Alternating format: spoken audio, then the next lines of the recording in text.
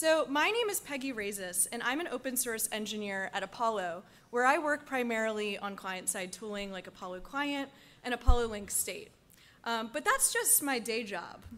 What you may not know about me is by night, I'm actually a time-traveling astronaut, as you can see by my super official helmet over there.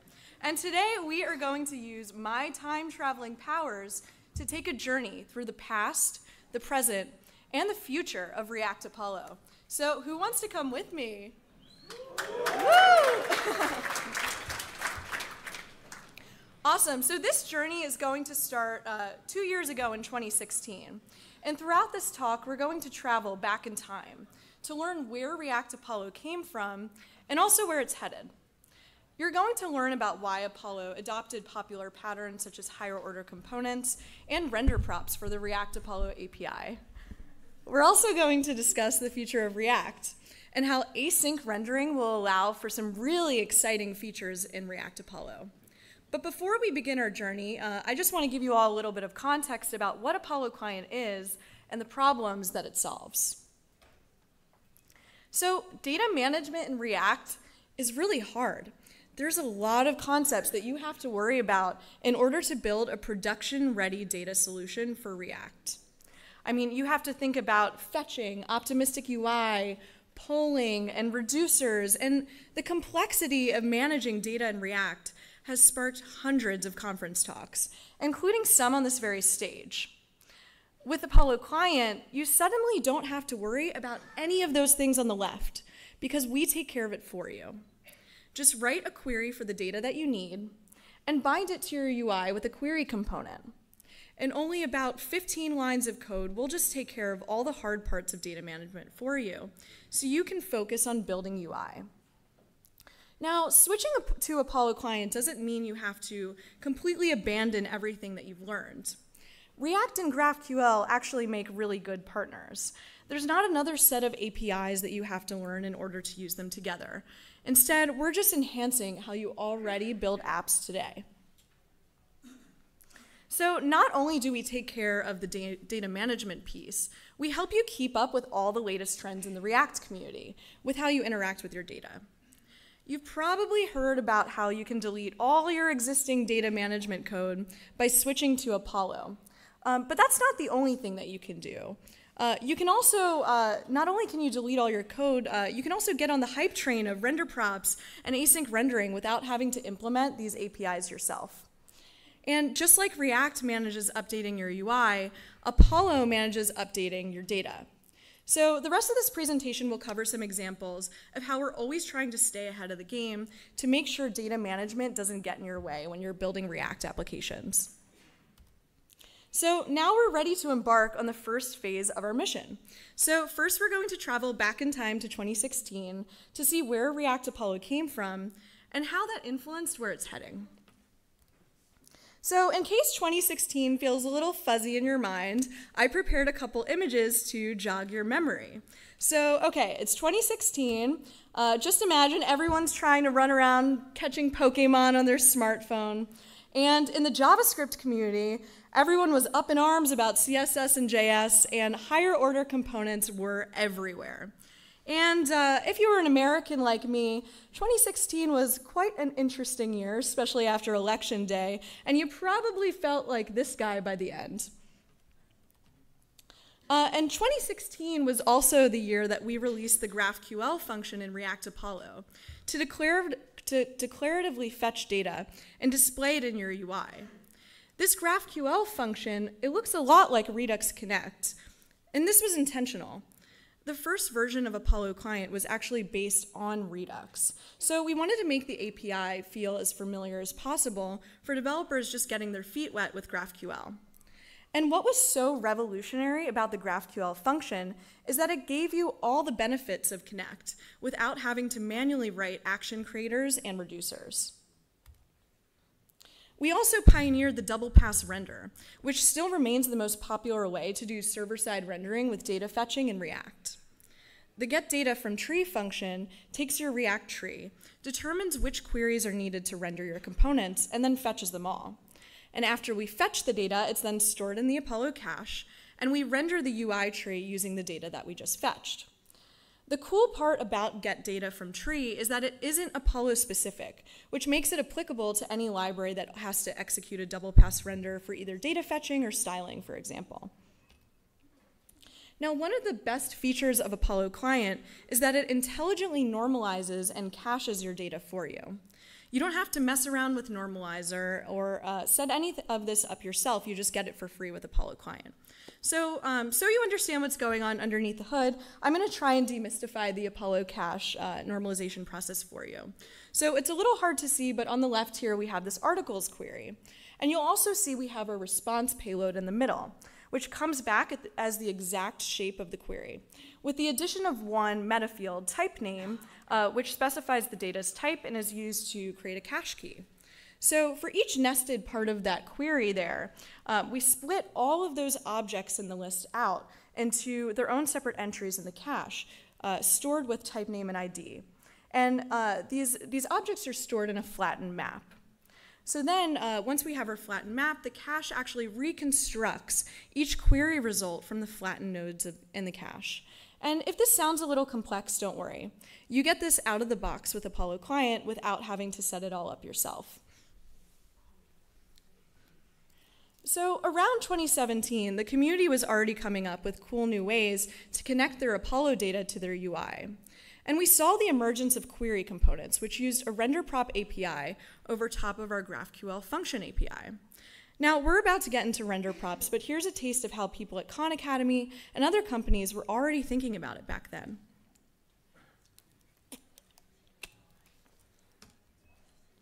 This brings us to the next point in our journey, 2018. And the tide shifted in 2018 from higher order components to render props. And so did we, in order to ensure that Apollo Client would work great with the rest of your React application. So the year is 2018, and I have a couple images to jog your memory. Everyone's eating Tide Pods.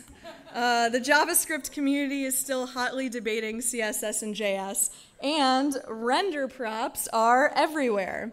Now, after drawing inspiration from the Apollo community and experimenting with render props ourselves, we finally released React Apollo 2.1 officially in March.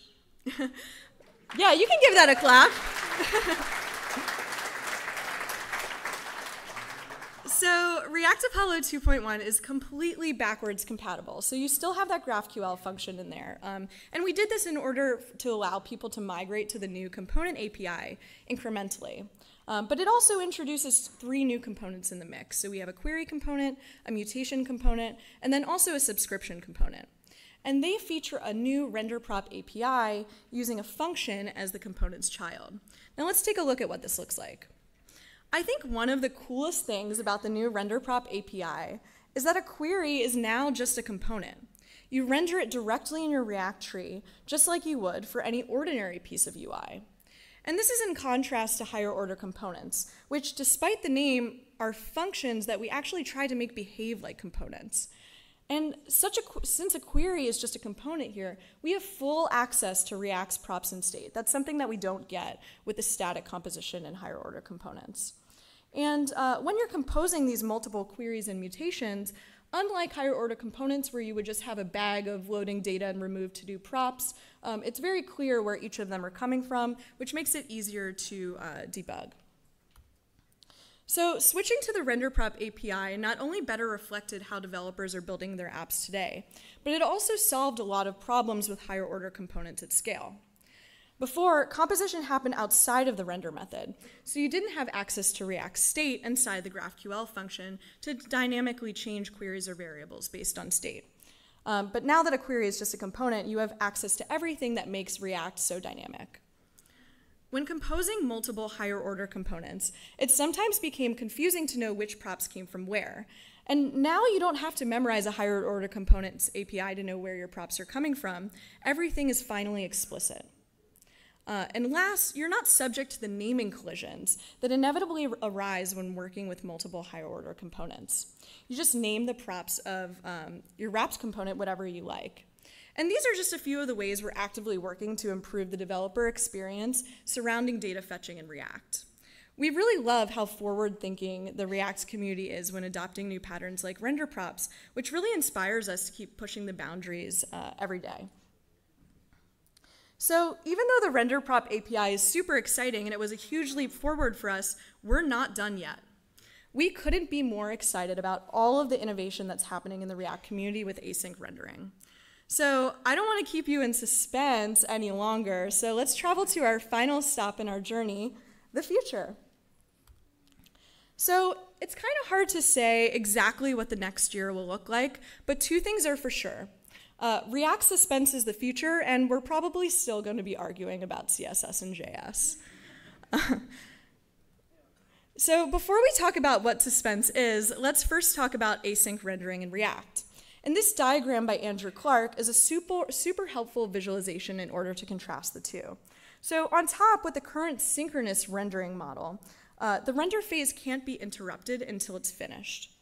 With async rendering, however, on the bottom, the render phase can actually be interrupted and paused at any point. So we actually interrupt this render phase by throwing an exception. And this allows React to pause the render of one component and switch to rendering another component if the update is a higher priority. The two most important things to keep in mind here is that with async rendering, state updates can be both paused and prioritized. So now that we've learned about async rendering, let's talk about how it enables React Suspends. So you heard a little bit about this from Ken Willer's keynote this morning, but Suspends allows you to pause rendering a component while it's loading async data. And you do this by actually throwing the promise in the render method that will eventually resolve to your data. Now, it sounds a little weird the first time you see it, but it's actually what allows the promise to bubble up the React tree until it's caught by a placeholder component. You'll pass in a time in milliseconds for the promise to resolve. And if the request time exceeds the threshold, we want to display our fallback UI. And if not, we'll just display our data once the promise resolves. So we actually built a version of React Apollo that's currently compatible with Suspends. So here's a code snippet. We released this about 2 months ago as a canary, where we trigger an exception in the render method by throwing this promise. So Suspends is really cool, but I think I can actually show you better than I can tell you. So everyone just have a moment of silence for the conference Wi-Fi. It's demo time.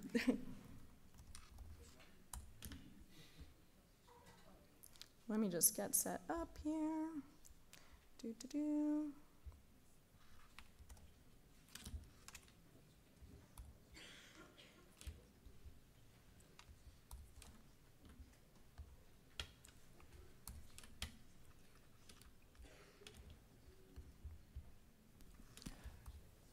This is actually Suspends. Yeah, this is actually part of the Suspends.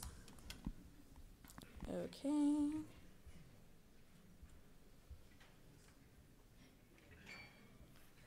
Okay, how does that look? That looks good.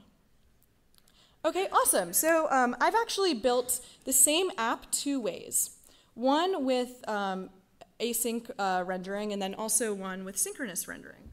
So let me kind of adjust this because it's not looking so great right now.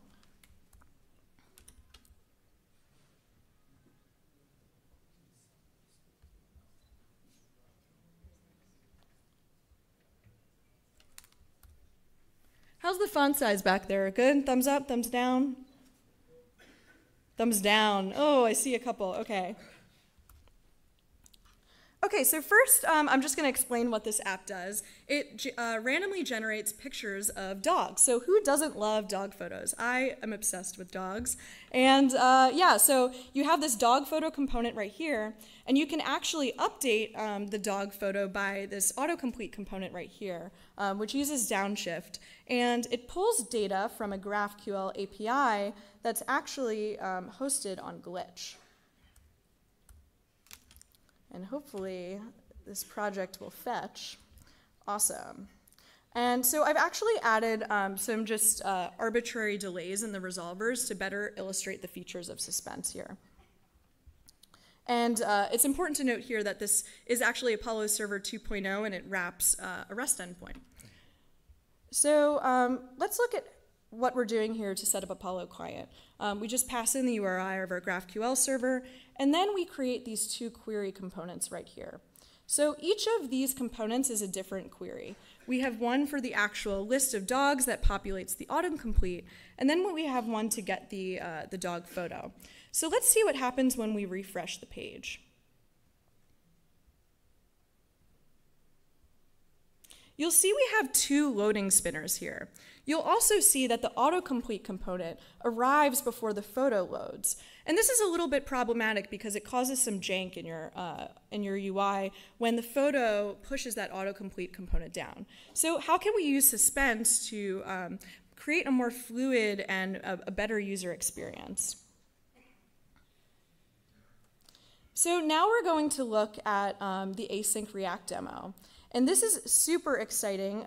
We actually have the latest master of React uploaded into Code Sandbox. So I'm just going to do a quick plug right here. If you become a paid user of Code Sandbox, it's super cool. You can upload any static files that you want. So we have the latest build of React reflecting the changes that Andrew Clark merged 6 days ago with Suspend. So can everyone please give the React team a round of applause for merging this awesome PR?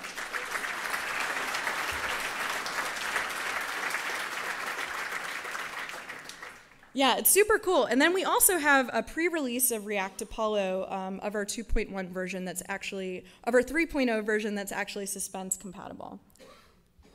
So let's see what happens when we refresh the page with Suspends. So here you'll notice that there's only one loading spinner. And both of the autocomplete and the image, they load in at the same time. So let's see how we're implementing this with query components. So we have two query components right here. And to tell React Apollo that we want to suspend the request, all we need to do is just pass in the suspend prop right here. And then we actually remove handling the loading state like we had in the synchronous demo. So here we're handling it, but here we removed it. And that's signaling to React that we would like React to handle our loading state for us. So let's see how we do that. Here we're using this top-level timeout component. And the timeout component is actually a new async primitive that React exposes in order to execute this feature. Now, the API is definitely subject to change here and possibly even the name, so don't use this in production, but it's definitely cool to experiment and see what's going on. So the timeout component takes a threshold in milliseconds. And it counts down from when the promise starts to execute. And if that time has expired, we want to then return our loading spinner. But if it hasn't, we'll just return the data. And that's how we're able to essentially bubble up the results of those promise to that top-level timeout component there. You can kind of think of the timeout component as almost like an error boundary for loading state because it's what catches both of those loading states for the individual query components. And it's really cool. I mean, just adding suspense into your Apollo app is as simple as adding a simple prop. So that's the pausing demo. Yeah.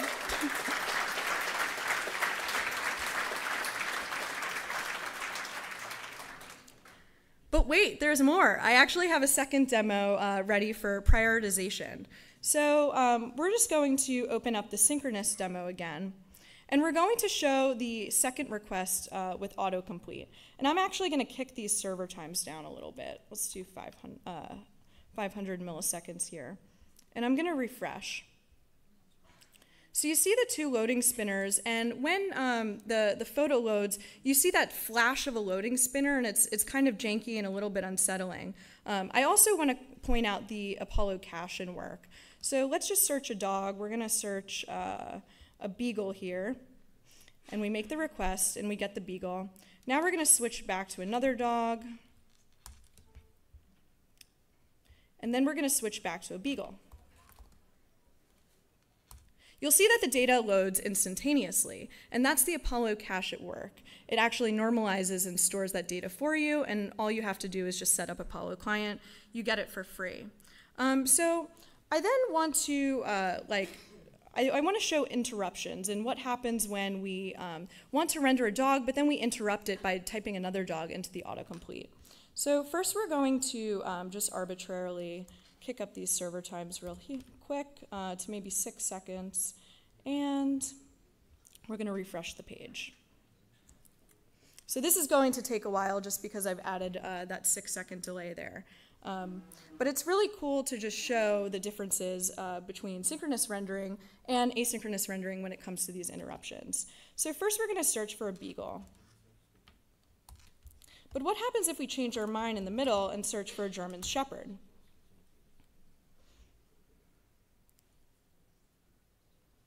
It's going to take a little while. Okay, so here we have our German Shepherd, unsurprisingly. But what happens to the data from the Beagle request? If you actually open up the network tab, you'll see that there are 2 separate requests successfully hitting the server. So that means our data should be in the Apollo cache, right? So if we go and we search for Beagle, we have to refetch the request again. And that's because the rendering is aborted and we're not actually normalizing and storing that data in the Apollo cache even though we're getting it back from the server. So how can we ensure that the data is there? So let's go over to our async demo and see how we're handling it here. So the first thing that I'm going to do is I'm actually going to kick down the response time again just to show you that you don't always have to render that spinner if you know that the data is coming in instantaneously. So I'm going to kick it down to 500 milliseconds, and then I'm going to refresh the server. So first we see a spinner, and then we know that data is going to come back immediately. So we're going to choose another dog. And we don't see the spinner because the data comes back immediately. So that's suspense at work. You can kind of choose when you want to show a loading spinner and then when you don't. So let's kind of look at what we just saw in the synchronous demo with interruptions. So I'm going to kick back up the server response time again to 6 seconds. And I'm going to go back, and we're going to refresh the page again. And we're going to show this interruption with this low priority component. So first, just like we did before, I'm going to search for a Beagle or a Basenji, and then I'm going to interrupt it with a German Shepherd. So just wait for it to load. So we see our German Shepherd. So let's see what happens when we go back and we search Basenji again. The data actually shows up immediately. It's already in the Apollo cache. And that's because with Suspends, we can actually pause the work that's being done to render the Basenji while we render the German Shepherd. Then once the German Shepherd rendering is done completed, we then can go back to the rendering that we were doing for the Basenji, and then we can actually store and normalize that data in the Apollo cache. So this is really cool. How are we actually implementing this?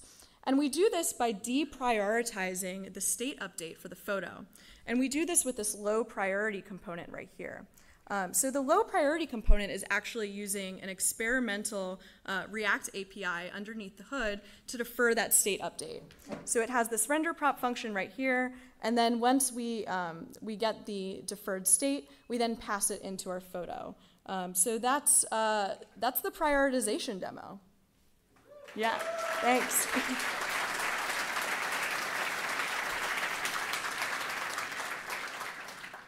So it's really exciting. React and Suspends and Apollo actually work really well together. You kind of just let Apollo take care of managing the data fetching, and then you let React take care of things like loading state with these new async primitives. Hold on, let me just go back to my slides.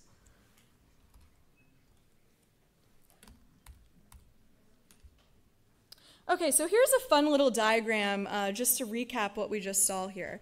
So in this diagram, we have these satellites, and these satellites actually represent user input. So first we have a call to render this Shiba Inu from our satellite, and you can kind of see him peeking over the moon there. But then we get another user input from the satellite to render a basset hound. So we pause rendering that Shiba, and we start to render the basset hound, and you can kind of see his ears curiously peek over the moon there. And then once the basset hound is done rendering, we can then store the data for the Shiba Inu in the Apollo cache. So that way, once we want to request it a second time, the data data is already there and we don't have to hit our server. So yeah, that's React Apollo and Suspends.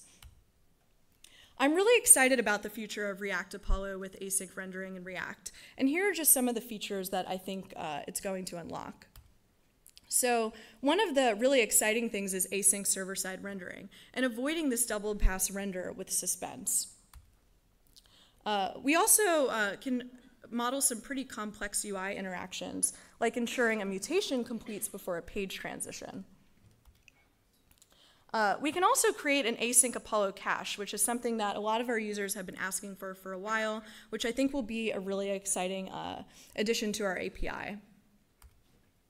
So overall, no matter where the React community heads, whether it's render props or Suspends or something completely different in the future, we're here to help you manage data in your React applications. And if you're really interested in integrating GraphQL into your React app, just come find me or either of my coworkers after the conference. We'd be happy to talk to you and learn more about how you'd like to use GraphQL. So thank you so much. It was a pleasure being here. And yeah, go try out the new React Apollo.